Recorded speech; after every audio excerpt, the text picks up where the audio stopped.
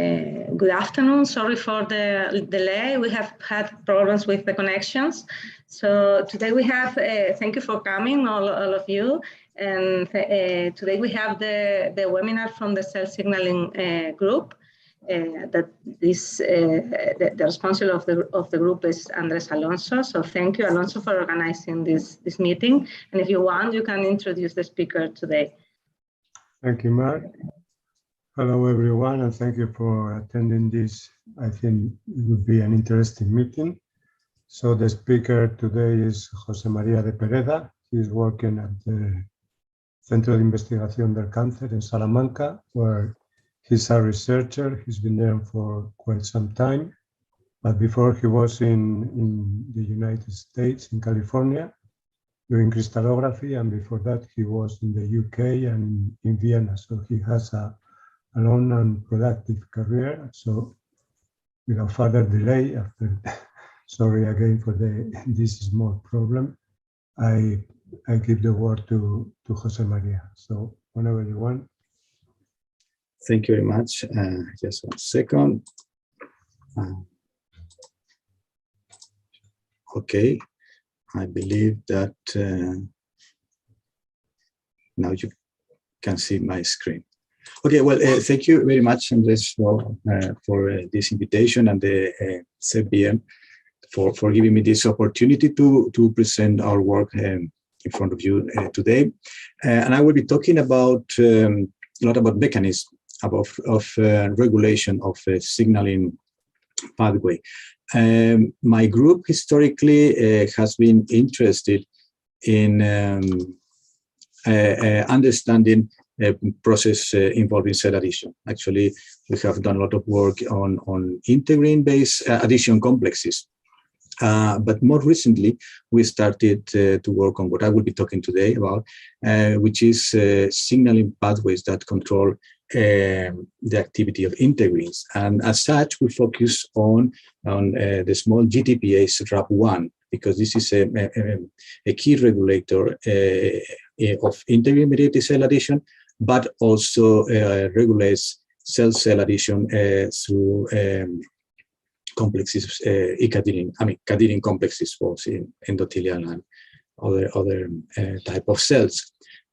So RAP1 is a GTPase, and in this cell signaling a forum, probably everybody knows about this, but let me do a brief introduction.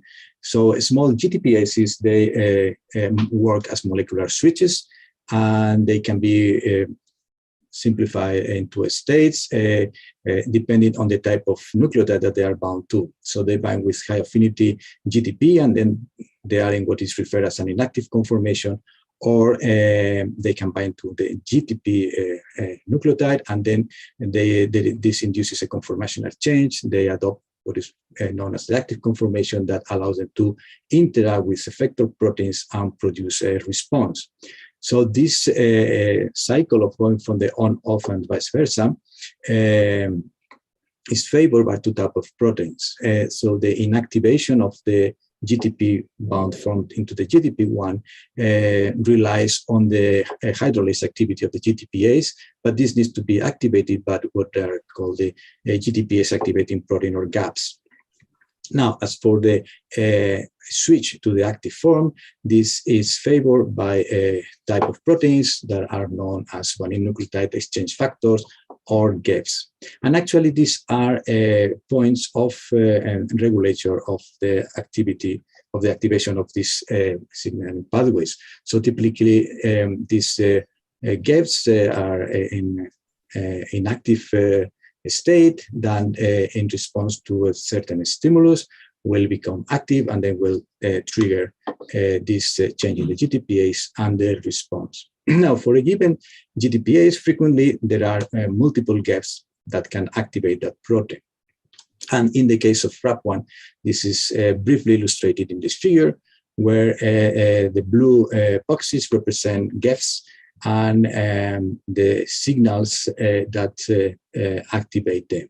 So RAP1 is activated, for example, by RAS GRP proteins, also known as CADA GEFs, which themselves are activated by diacylglycerol and calcium. RAP is also activated by EPAC proteins, which respond to activation by cyclic AMP. And today I will be focusing on C3g that is activated through a route that involves tyrosine phosphorylation. Okay, so as I said, this is the C3g, which was actually one of the first GEF of RAP1 identified, triggers activation of RAP1 in response to events that work through the phosphorylation in tyrosine residues. And in this process, C3g is activated with the help of crack adapter proteins. So, because this will be a lot of mechanisms, let me introduce the structure of C3g. So C3g, this refers to the canonical, let's say canonical isoform. There are different variants, but this is the most abundant. Has a three-segment structure, okay?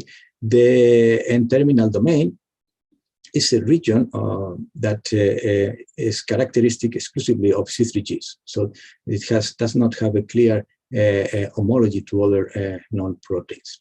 Then the central part of the protein is occupied by a region that is called SH3B, as an abbreviation of SH3 binding domain. And this name comes because it contains a series, actually 5 proline-rich motifs that are binding sites for SH3 domains. And then the C-terminus contains what is called, it's known as the catalytic region, catalytic in this sense as the one that catalyzes the exchange of the nucleotide in the GTPase. And this contains actually 2 domains, a RAS exchange motif or REM domain, and a CDC25 homology domain.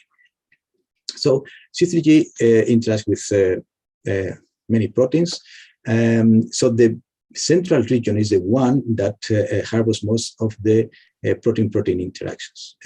Many of these, as I mentioned already, are dependent on SH3 domains, like, for example, the crack adapter proteins, CRACL and HER2, but also P130Cas, etc. It has been described also the interaction of several proteins like beta-catenin or even actin through an SH3 independent mechanism with this region. As for the N-terminal region, it has been described the interaction with icadirin. Now, the CDC25 homology domain is the one that actually interacts with the GTPase, and C3g is mainly a GEF of RAP1, although it has been reported GEF activity over other GTPases. So finally, something to take into account is that C3g is phosphorylated by a series of kinases of the SAC family and also CIBO. This is just one of the residues, one of the most studied residues that is phosphorylated. So, as I said, C3g has a CDC25 homology domain in the catalytic region, and this is shared by, excuse me, is present in all the GEFs of the that act on RAS of GTPases of the RAS family. And most of these GEFs also contain a REM domain upstream the CDC25 homology domain. Sometimes there is additional domains inserted in between both of them, although some of these GEFs do not contain the REM domain. Now, other than that, which is like the conserved catalytic unit, they have a series of domains that are with, very different in between different GEFs. So how does this work? Here I'm showing you the structure of the complex of RAP1 bound to a segment of EPAC2. For clarity, I'm just showing the REM domain and the CDC25 homology domain. As you can see, the GTPase contacts the CDC25 homology domain. And actually, there is a key structural element in this domain called the helical hairpin, formed by these 2 helices forming a hairpin. And this structure inserts in between the switch motifs of the GTPase And actually, the GTPase does not contact directly the REM domain. So the helical hairpin on the other side does contact the REM domain. And this is important because it's known that can be the conformation of this key element can be regulated through the REM domain. So these gaps, the way they work is that they would bind to the GTPase with a nucleotide, and through different steps, what they do is they destabilize the binding of the nucleotide. So the nucleotide gets kicked out. The GTPase is stabilized without nucleotide by the CDC25 homology domain, and then the reaction can occur in the reverse order. As you can see, there is no specific changing of GDP by GTP. What happens is that because GTP is more abundant in the cells, chances are that once that one nucleotide goes out, GTP is most probably to go in, and that's why we end up with the active conformation in the GTP-bound state. Now, as I mentioned before, out of the catalytic region, the additional domains of these gaps are very variable. And that said, anyway, we can see some common features. And this is the regulation of some of these gaps is very well characterized in detail, like, for example, for SOS1, EPAC, and RAS-GRP1. And there is shown very simply, in a very simplified manner in this slide. So in the case of EPAC2 and RAS-GRP1, even if the domains involved and the mechanisms are very different, what happens is that non-catalytic regions are blocking the accessibility, the access of the GTPase to the active side or the catalytic side, let's say. And that keeps these gaps in an autoinhibited low activity, obviously, conformation.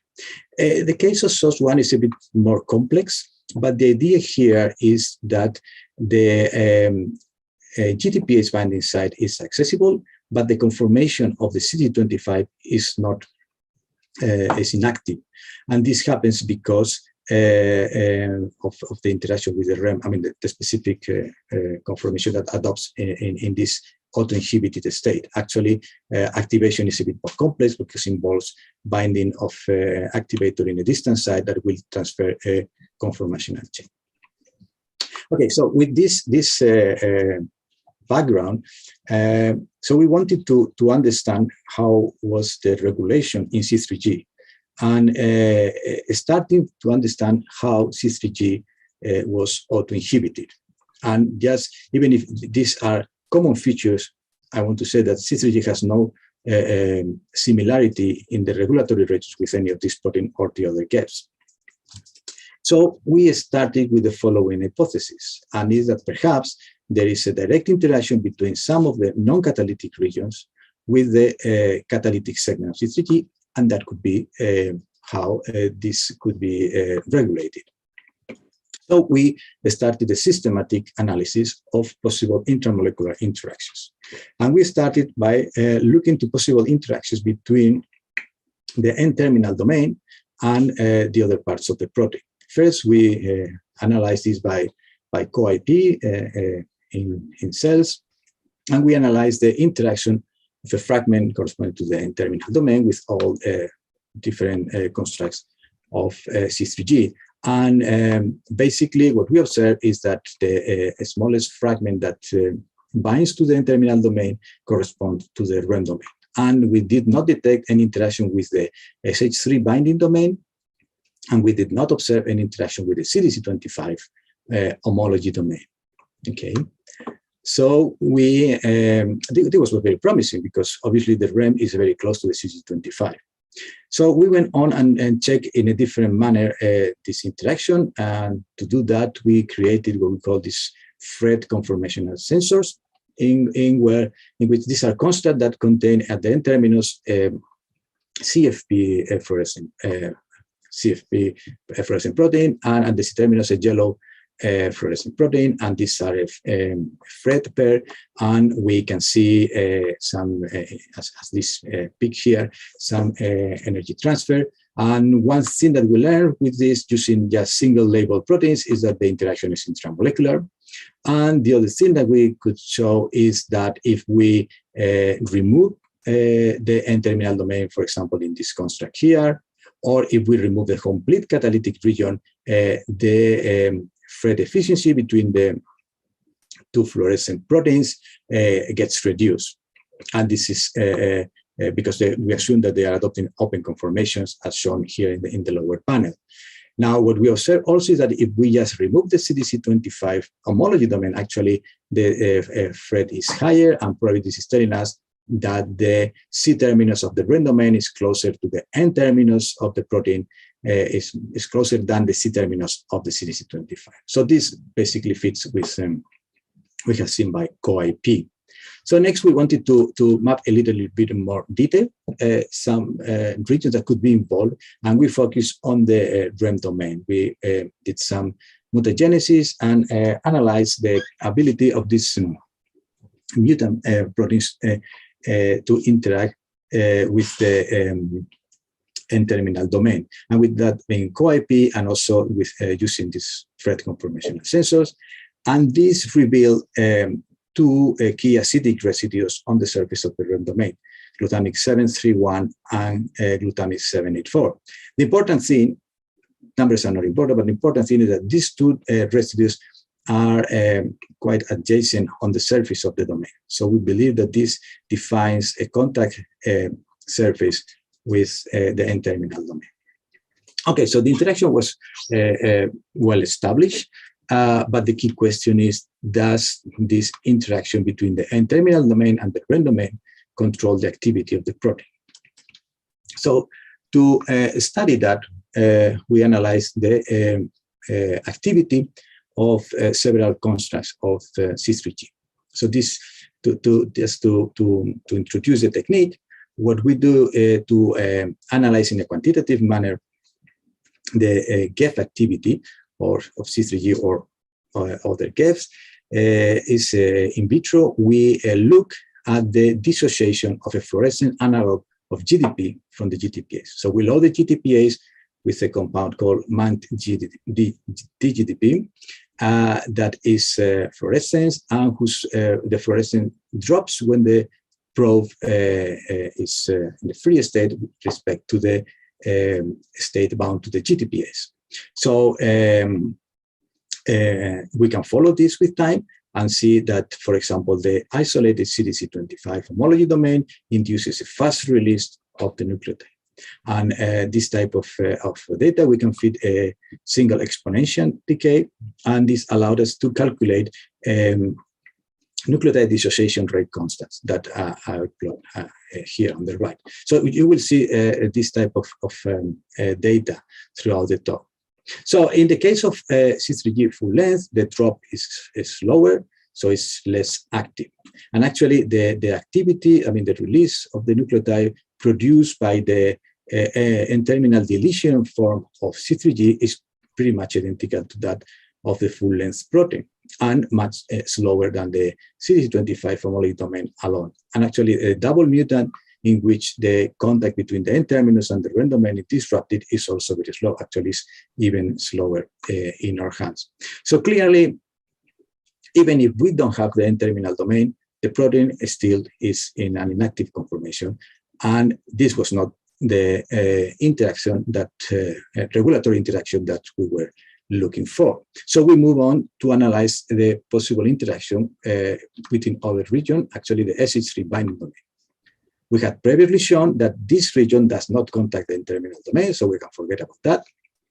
And what we show in two different setups, these are pull-down assays in which these proteins are expressed in HEC293T cells, and then they are pulled down with GST forms of the SH3 binding domain, and we show that there is a specific interaction with the CDC25 homology domain, and not with the REM domain. So this is complementary with what we had seen with the N-terminal domain. Okay, but the SH3 binding domain is relatively long region, and we wanted to map which part was required for the interaction. And we did that, in this case, using purified proteins. So the first thing is that it's telling us that there is a direct interaction. What we see in the cells, this is just direct interaction between the SH3 binding and the CDC25. So these experiments, these pull-down experiments are summarized here in the figure on the right. And we were looking for the shortest fragment of the SH3 binding domain that still maintain binding to the CDC25 homology domain. And we map it to this region that is a smallest stretch that is located downstream of the polyproline rich motif P3 in the SH3 binding domain. And that is what it takes. This is a very effective fragment to pull down CDC, the CDC25 homology domain. So, okay, but how about the activity? So in this case, the way we look at this is we have the isolated CDC25 homology domain, and we check the activity of this domain. And then on top of that, we add as an isolated protein fragments of the SH3 binding domain. Okay, so just to give you an idea, this is the dissociation, relatively slow dissociation, catalyzed by the full-length protein in an autoinhibited state. And this is how fast the CDC25 homology domain on its own catalyzes the dissociation of the nucleotide. Okay, and these are the rate constants for each of these two types of reactions. So what happens is that when we add on the SH3 binding domain in an excess of SH3 binding domain to the CDC25, we block the activity. It is not able to catalyze fast the reaction anymore. So what you see here are the dissociation rates calculated for the CDC25 in the presence of an excess of all the fragments that positively bind to this domain.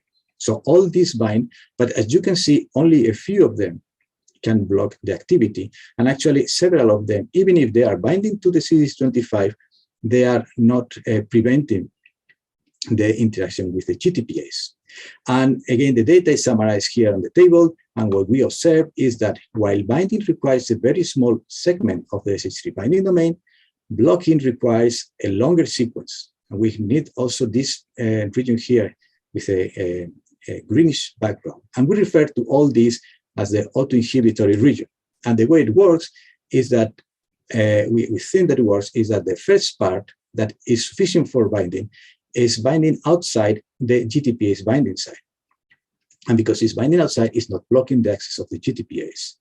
The second part that we call the inhibitory tail, by itself, we know that cannot bind, and obviously does not, would not block the activity. And only when you have the two segments of the autoinhibitory region is when we can achieve efficient blocking of the GEF activity.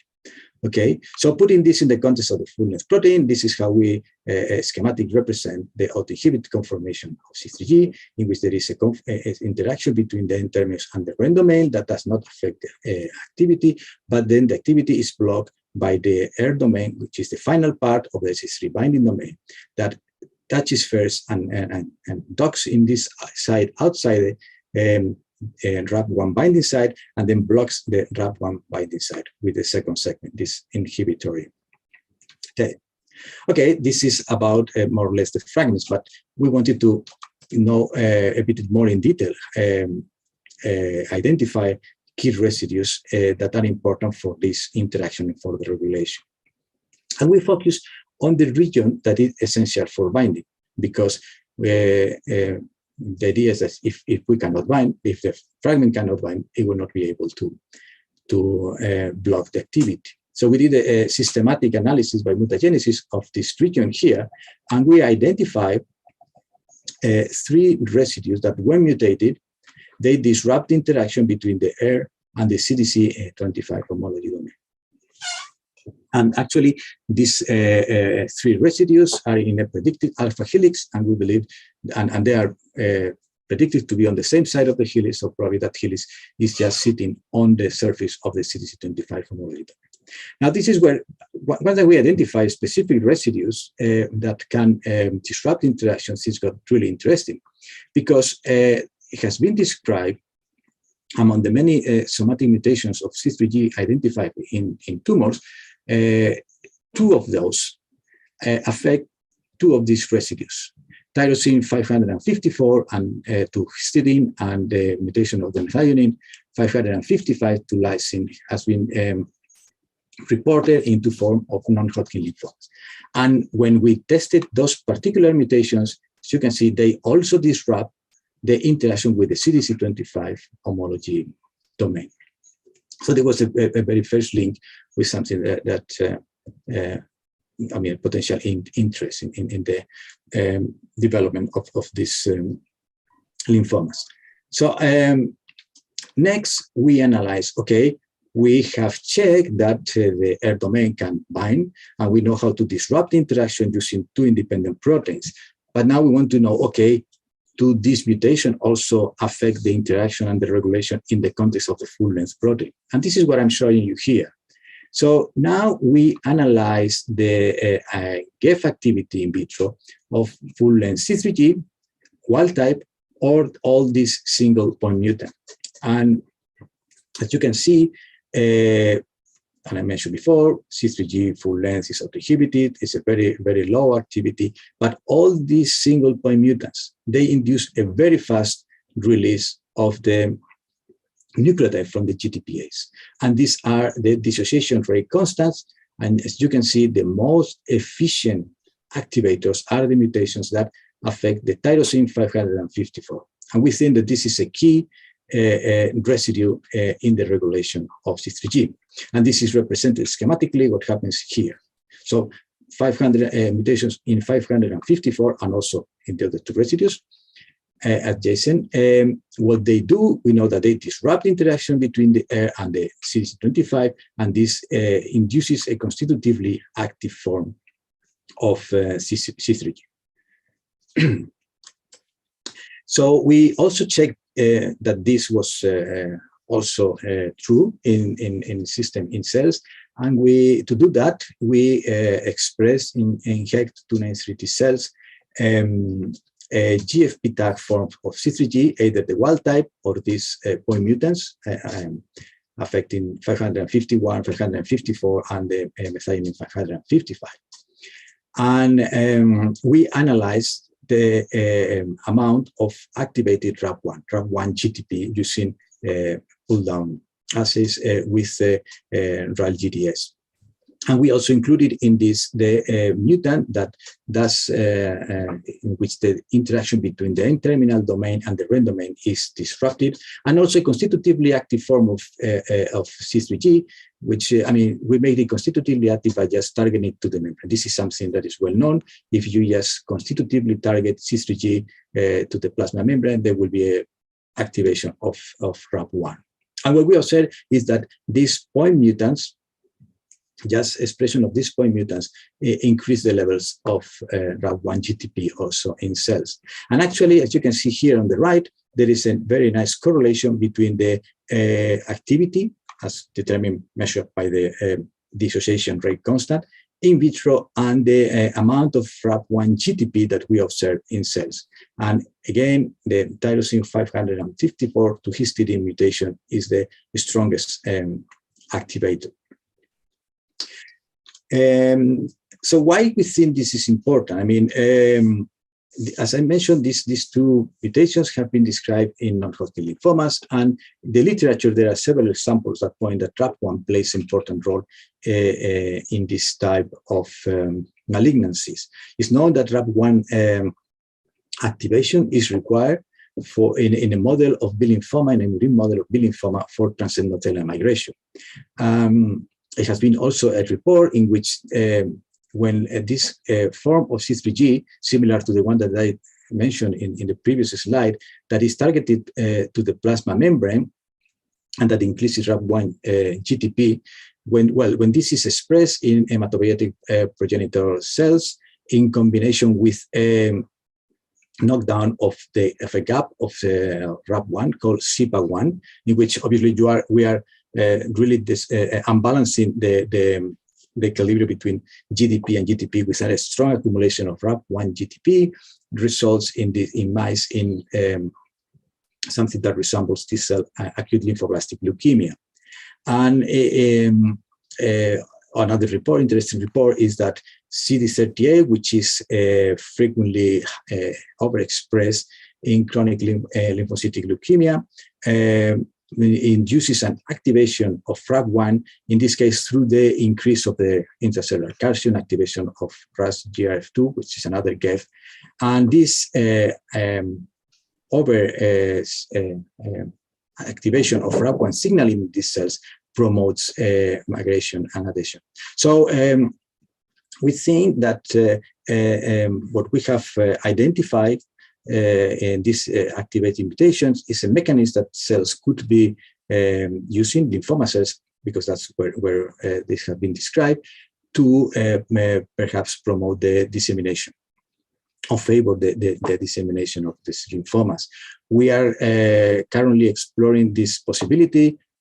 We have now created a system that is more similar to the somatic mutations, in which we have introduced the one of these activating mutations in the endogenous gene for C3g in the A20 cells, and we already know that even at the standard levels of which having similar expression levels as the endogenous protein, we already see an activation of constitutive activation of FRAP1, and obviously we will continue to try to see how much this may contribute to the dissemination and to other aspects of the lymphoma progression.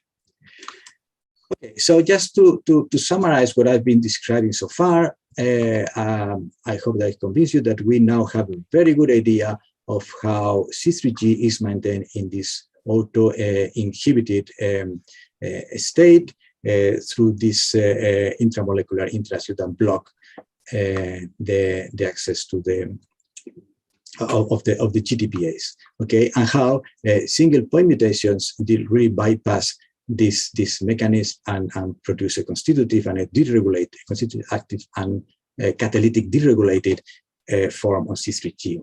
Okay, but we are also interested in understanding how is the physiological activation of C3g.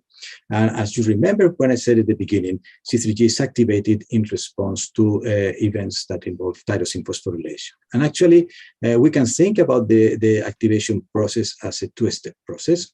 First, there is the recruitment of C3g to the signaling site, and this is dependent on crack proteins, crack adductor proteins. But then once at the site, this autoinhibition should be released and the protein should become active. We refer to this as direct activation, or here in this slide, stimulation. For the rest of the talk, I will be just talking about activation. But please keep in mind that I'm talking about this part of the activation and not the recruitment. So activation per se involves two processes. One is the phosphorylation of C3g in tyrosine residues, mainly by kinases of the SARC family. And second is the interaction, contribution of interaction with crack adductor proteins. And this is what I will be talking about now, about how these two events can contribute to the activation of C3g. So the interesting thing is that we can reproduce this direct activation in vitro with purified proteins. So here I'm showing you the dissociation catalyzed by C3g, full-length, wild-type, auto-inhibit protein, very slow.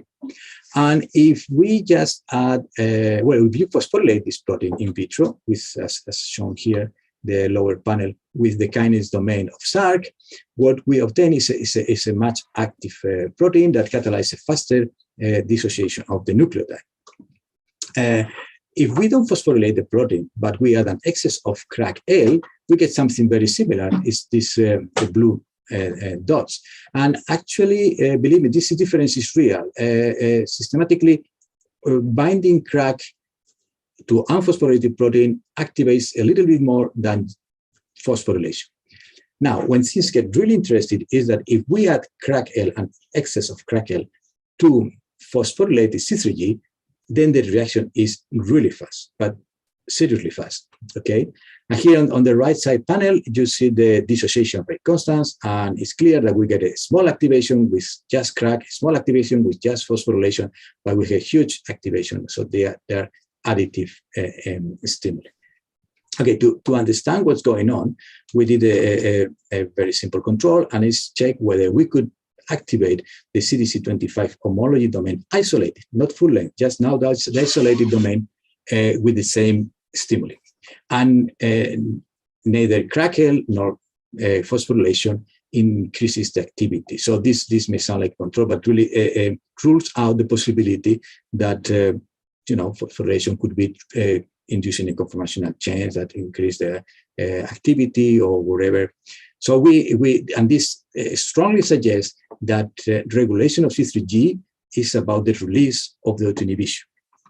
So how about these constitutively active mutants? Well, most of them, in particular, those mutations that affect tyrosine 554, because those are the stronger activator, basically, and to summarize, they cannot get activated anymore.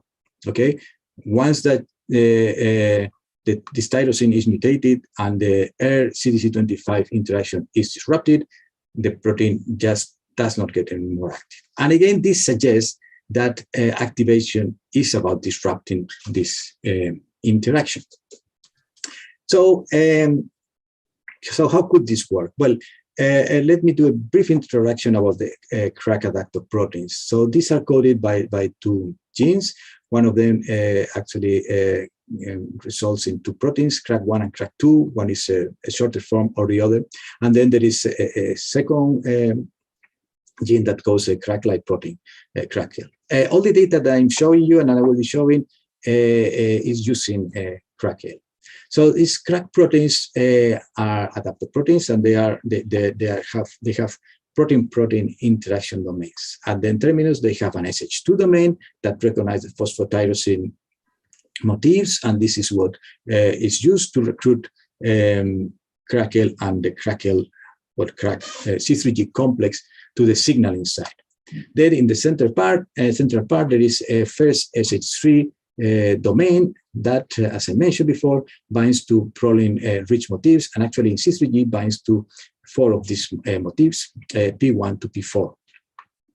And then in the C-terminal, they contain a second SH3 domain, but this is a non-canonical SH3 domain and does not interact with proline-rich motifs. Now, the interesting thing, as you may have noticed, is that the autoinhibitory region actually starts right after the P3 motif, and it includes a P4 motif.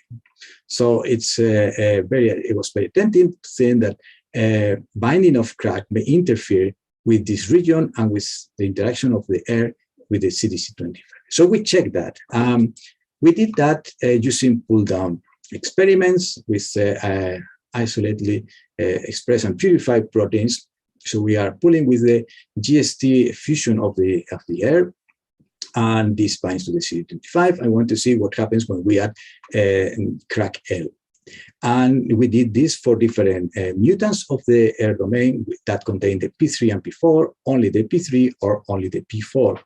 And as you can see in the first two cases, when we put a lot of, large amount of crack L in the mix, we reduce the amount of CDC25 HD that gets pulled down by the air domain. And this is described here in these cartoons. But if we don't have the P3 and only have the P4, actually what we get is a ternary complex of the CDC25, the air, and crack L. So when bound to the P4, it binds, but it does not displace the CD25, and the P3 is displacing the interaction. So, okay, so how about the ability of the air domain to block the activity of the CD25 homology domain? So remember that here I will be showing you activity of the CD25 domain, how it is inhibited by the air, and how crack L is inhibiting the inhibitor. So this is tricky. So if we just look here to the dissociation rate constants, so the CDC20, the isolated CDC25 homology domain has this level of activity, we call it uninhibited, And when we put the R domain, we block that and we get the inhibited the activity corresponding to the inhibited. But now if we put an excess of CrackL, we know that we displace the interaction. The R does not bind anymore to the CD25, and it regains the activity levels of the uninhibited form. This was with the protein without the tag, but we did also with a GST tag. It works pretty much more or less the same. And in the case of the construct that contain the P3, those are the ones that crack binds and displays interaction. What we do is we recover the activity, so the R domain is not inhibiting anymore. But this is the interesting fragment here. When we use the P4 and we add CrackL, we form, remember, this ternary complex, and is still in an inhibited state. Okay, so this is briefly summarized here. If we bind if CrackL binds to the P3, displaces the interaction active form. If it cannot bind to the P3, binding to the P4, the protein stays there, and the CD25 is maintained in a low affinity state. Okay, so how about the phosphorylation? We did something similar approach. We check, well, first, this region can be phosphorylated in vitro with the SAR kinase domain, and we analyze whether phosphorylation was affecting the interaction. And in this pull-down assays, we don't see any clear reduction of the interaction of the CD25 to phosphor with respect to the unphosphorylated form. And actually, the ability of the phosphorylated protein to block the activity is mostly retained. It's not as efficient, that's true, but still, that's I mean, blocks most of the activity of the CDC25 alone.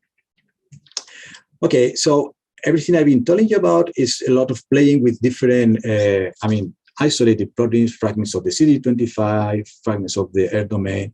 But obviously, we wanted to know what happens in the context of the full-length protein. And to do that, we measured the activity of a series of C3g full-length and a series of mutants in which we inactivate each of the proline-rich motifs. So remember, there are four proline-rich motifs, and we use 4 letters, one for each one of these motifs in these mutants. The P means that we maintain the wild-type proline-rich sequence, and an A means that we have introduced these 5 alanine mutations in each of these motifs.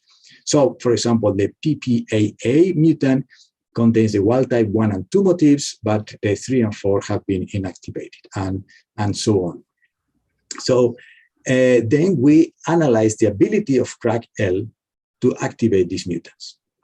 Okay, so wild-type CrackL, as I showed before, is very efficient activating to a medium activation, but it's efficient activating wild-type protein. And actually, if we remove the first 2 proline-rich motifs, the protein gets activated similarly. It's just, I mean, you could not distinguish from the wild-type. Conversely, if we only have the P1 and P2, the protein is like that, does not respond to CrackL. It cannot be activated. Okay, so how about the P3 or the P4? Well, when we only have the P3 motif as a wild-type sequence and we add CrackL, we activate the protein. The protein is more active, but we never reach the levels of the wild-type or the P3, P4 containing mutant. And if we only have the P4, we cannot activate. So this is really telling us that we need both of these, but the key one is the P3. Okay, this, for simplicity, was with the protein unphosphorylated. But obviously, we know that in the physiological context, C3g will be phosphorylated. So we check whether this was also the case in the phosphorylated protein. So what I'm showing you here is something similar, but this, in this case, we previously phosphorylated C3g before adding CrackL. So again, wild type and the P3, P4 containing mutant gets efficiently activated and to the same level of activation.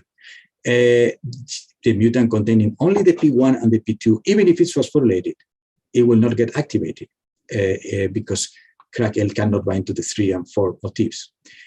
When we only have the P3 motif, we are like similar to what we observe in the unphosphorylated protein.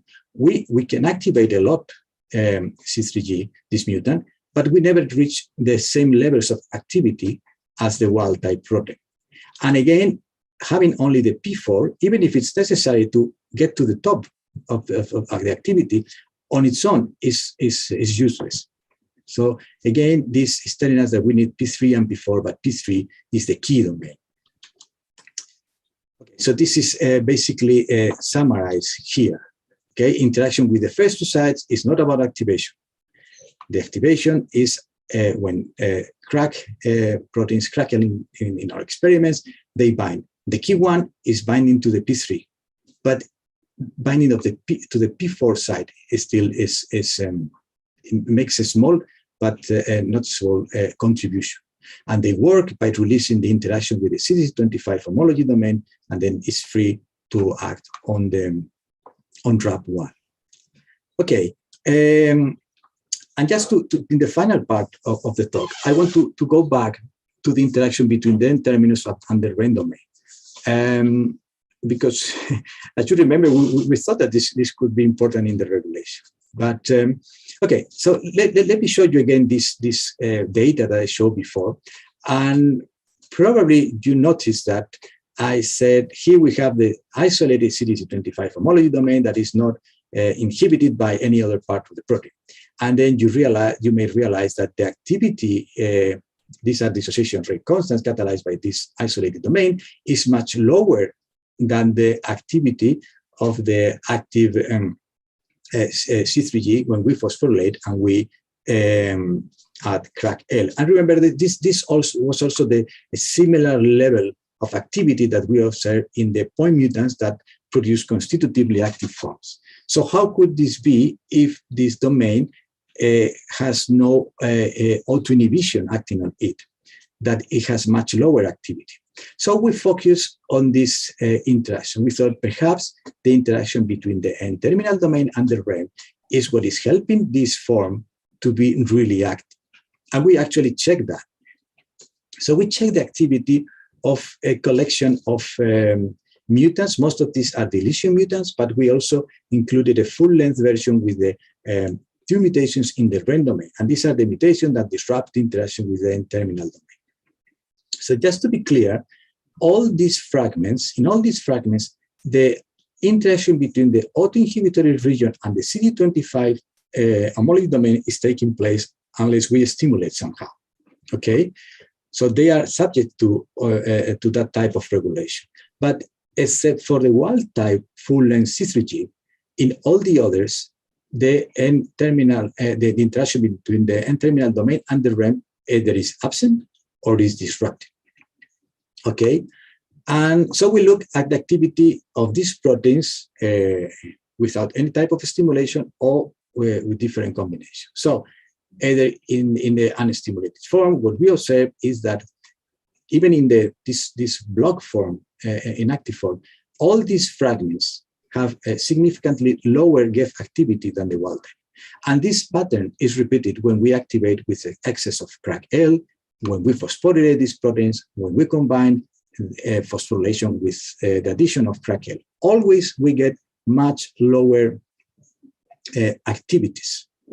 Okay, so really having this interaction between the N-terminal domain and the REN domain is having a positive interaction. And this is not only in vitro, we also check in cells. So we use a trick in this case. We express ectopically different forms of C3g with GFP, either the wild type, the double mutant that disrupt the interaction with the N-terminus, or just as a control, this other constitutively active form that goes to the membrane. And the trick that we use is to overexpress CRAC-L to induce activation. This is a, let's call it non-physiological way of achieving activation, because we're basically putting a lot of the activator in the cells.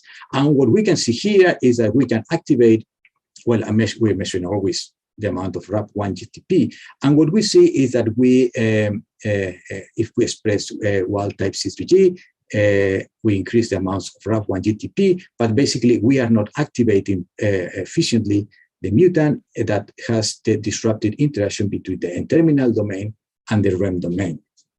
And this opens a very interesting possibility that is summarized in this schematic representation.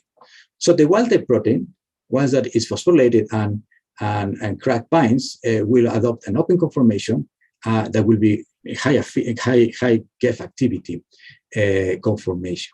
But if we disrupt this interaction, or if the N-terminal domain is absent and the interaction is not present, what we think that happens is that the CD25 adopts a bent or a less active conformation that only allows for medium GEF activity. And this opens the possibility, and because the N-terminal domain binds to the REM and not related to the CD25, we think that it happens through the REM domain. This is what makes sense. And this is very similar or reminiscent of the regulation of SOS, and suggests that C3g may be also regulated to some allosteric factors that would act on the REM. Now, you may think that, for example, this deletion mutant is just artificial form with just an academic interest. But actually, this basically represents a form of C3g known as P87 C3g that our collaborator here in the Cancer Research Center in Salamanca, led by Carmen Guerrero, identified in cells of chronic myeloid leukemia. Actually, this form interacts with BCR-ABL. So what does this mean? We really don't know, but one hypothesis is that perhaps these cells are overexpressing this form in favor of the full-length protein to somehow attenuate the signaling through C3g. Obviously, something could be some compensatory effect. We don't know, but really, this finding is quite interesting, and it's something that really we have to look into that in the future. So I would like just to conclude my talk to summarize some of the findings and how they have contributed to understand the activation of C3g. So as I show you, so in the absence of a stimuli, C3g is located, diffuse in the cytoplasm. And we have shown that, and it's in an autoinhibited conformation, and we have shown that interaction of CRAC-L with the P1 and the P2 sites do not activate the protein. So we propose that perhaps we can have this type of CRAC C3g complexes that could be inactive in the cytoplasm, but they will be ready to be recruited once that there is a signaling event that results in phosphorylation of proteins. Now, once that the protein, the complex gets to the signaling side, several things will happen. On the one hand, C3g will be put in contact with kinases that will phosphorylate C3g in tyrosines. Also, probably there will be a higher concentration of CRAC-L at those sites because it has been recruited, not only as part of a complex with C3g, but also other molecules. So basically, is favoring the two processes that result in the formation of this open and active form. So the interesting thing is that this provides a mechanism by which the two signals have to take place at the same time to achieve the activation, and that probably serves to control in a very tight manner the activation. Also, the interesting thing is that even if we have one activator, CRAC proteins, combined with phosphorylation, the recruitment and activation understood as a direct activation are segregated in the molecule, and even if they explode in the same type of interaction, okay, because all four proline-rich motifs are very similar, okay. On the other hand, just remember that these point mutants that activate C3g, they this was really unexpected, that just by a single change in one amino acid, C3g could be deregulated. And what we think is that this is a mechanism that provides the cells it's a mechanism to acquire an overstimulation of RAP1 GTP signaling, for example, during the evolution of tumors. And this is really, we want to understand how it works and how it contributes. But also keep in mind that the part of the recruitment in this protein is not has not disappeared. So what we think that could happen is a constitutive increase in the levels of RAP1 GTP, but it will still may respond to activity with a stronger response, obviously, through the recruitment to sites. And then obviously none of this could be necessary because the protein will be completely active already when it arrives to the signaling sites. So just to finish, of course, acknowledge the people that have done most of this work.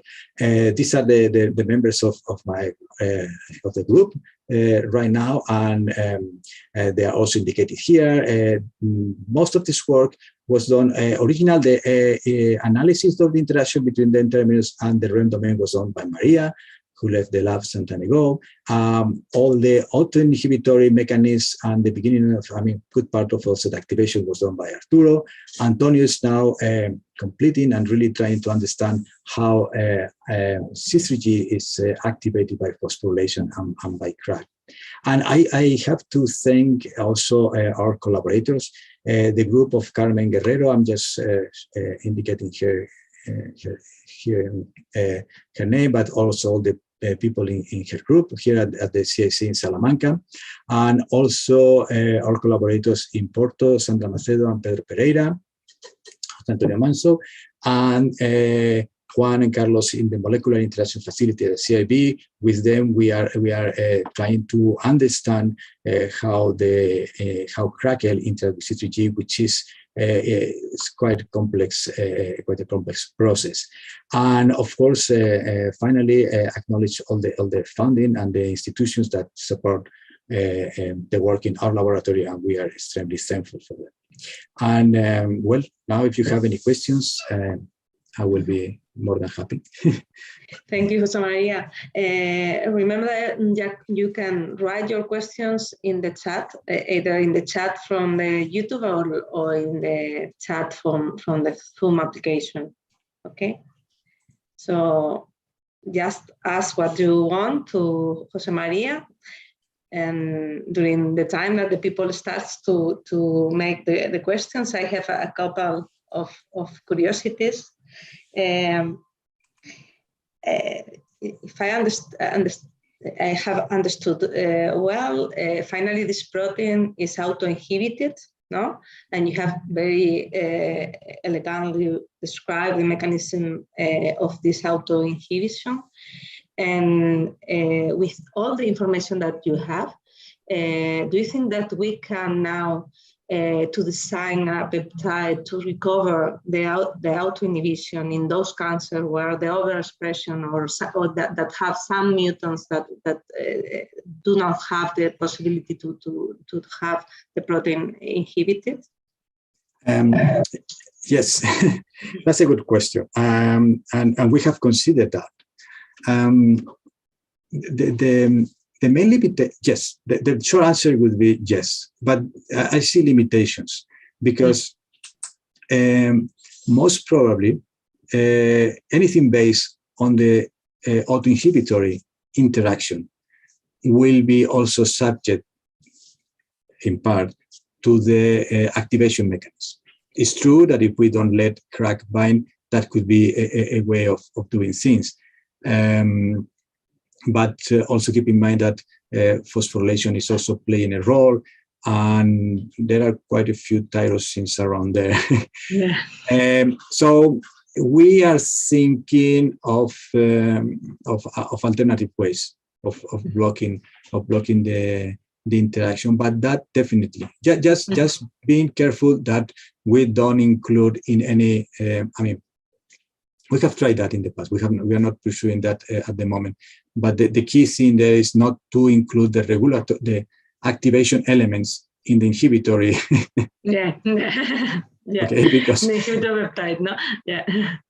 But yeah, it's in principle it should be possible because it's very promising that this work as two protein scenario. Okay, and it was very friendly to analyze the system, that you can produce the autoinhibitory region, segments of the autoinhibitory region, you add them, and in vitro, they work, they bind and they work, and they are quite efficient.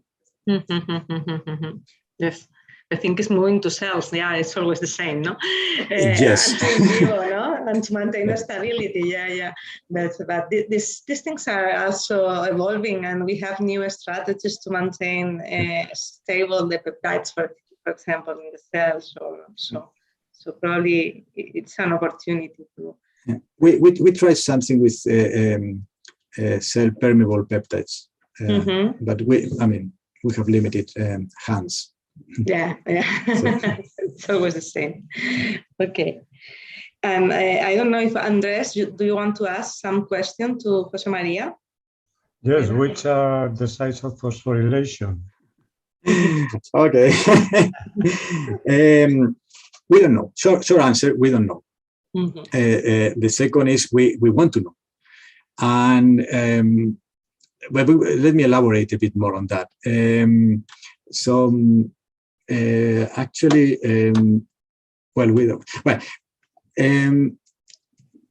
we think that there are quite a number of we think it's something to do with the autoinhibitory region, and in that region there are quite a number of tyrosines. I also would even say that the one that I showed at the very beginning, this tyrosine 504, is not necessarily an important one, we think, for the activation. Because if I don't recall incorrectly, the mutant to phenylalanine gets activated as the wild type protein. But it's been widely used in the field, and I think it's a good reporter. So I think once that you get that phosphorylated, all the others would be. So as I said, we don't know which ones are phosphorylated, and we want to map those. The thing gets a bit more complicated because we encounter that when we start to mutate those tyrosines, it's not that we lose the ability to be activated, but sometimes we already activate the protein. It's all very mixed in this protein. As for tyrosine 554, we don't think that is a phosphorylation site, which would make sense because it's very sensitive to mutagenesis, and I would expect that if you phosphorylate 554, the protein will get immediately strongly activated, and it's not the case. But yeah, the good question, and we have to work on that. And José María, as far as I know, this protein is sometimes or has controversial functions depending on the tumor type. No, sometimes the overexpression produces is promoting cancer, and sometimes on some types of cancer is tumor suppressor. And do you have with all this structural information that you have, do you have an explanation or hypothesis for explaining this differential function in one and other types of cells? Not really. Okay, C3g is a very paradoxical protein. So sometimes you get the same effect when you overexpress and when you knock down. I'm not an expert on that. Carmen could help more on that type of information. And probably it's also very dependent on the cell context. So it's very difficult. We are actually more interested in understanding deregulation that changes in expression. Okay, so that's why I could not say, but it's true that it's extremely paradoxical protein because probably it reflects that there is frequently a balance. You don't want too much or too little, and to make things a bit more complicated, what I've been describing C3g throughout all the talk is about just acting as an activator of RAB1 as a GEF. It's a GEF-dependent functions, but it's known that there are GEF-independent functions of C3g. Wow. So this makes adds a lot of complexity to understand. Sometimes it works itself as an adapter protein, and yeah, it's difficult to understand. So at the end of the day, if we know how it activates RAB1, probably that's the simple, one of the simplest or more straightforward functions of C3g. Yeah. And there are any compensation mechanisms between another members of this family of GEF that are activating the same protein? And do you know something about this? For example, if you have a low expression of this protein of C3g, you have overexpression of other GEF, or do you know nothing? Or it's not studied? Maybe it's not studied. No, I don't know. I don't know. I don't know if it's studied or not. I don't know. I don't remember. Well, the thing is that my guess, and this is, I mean, no, it's not based on any real information, is that I don't think so, because it's very specific type of activation signals. Okay, it's not like with other families of other GEFs that you have several similar ones, even if then they do different things. I believe not. Perhaps. No, I don't think so. No. Okay. I have one more question. Yes, Andrés. Being you a crystallographer, so I don't know if some parts, like in SOS or some other GEFs, have been crystallized in C3g to try, to understand these intermolecular interactions. No. This does not look like any other GEF, okay? And we have not been successful in crystallizing most of the domains of C3g. We have just with the catalytic domain. It's a terrible protein from a structural point of view, and it has a lot of gave us a lot of headaches. I have to say that now the modern structure prediction methods like AlphaFold, they produce very appealing and interesting models. And I did not want to show any of that today, because for us it's like an hypothesis and we want to test. And there are some things that fit with our functional data and others that we don't understand.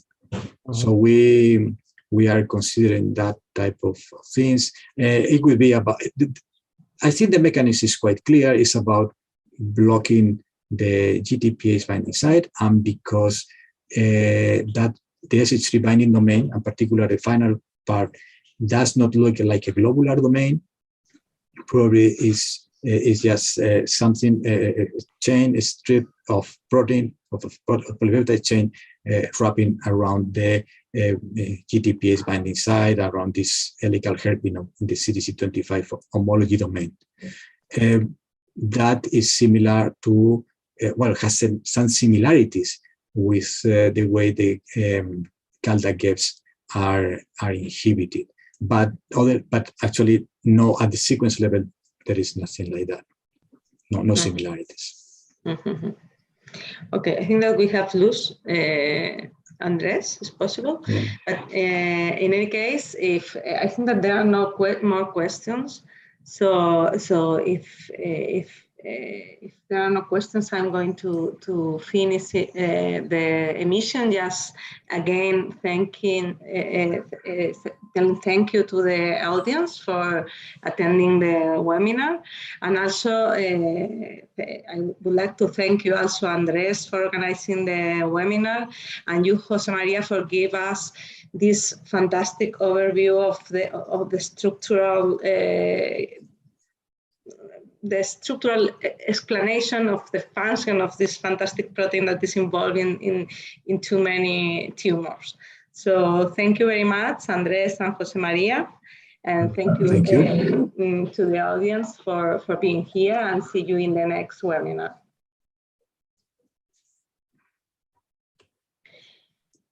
Vale, ahora ya estamos solos.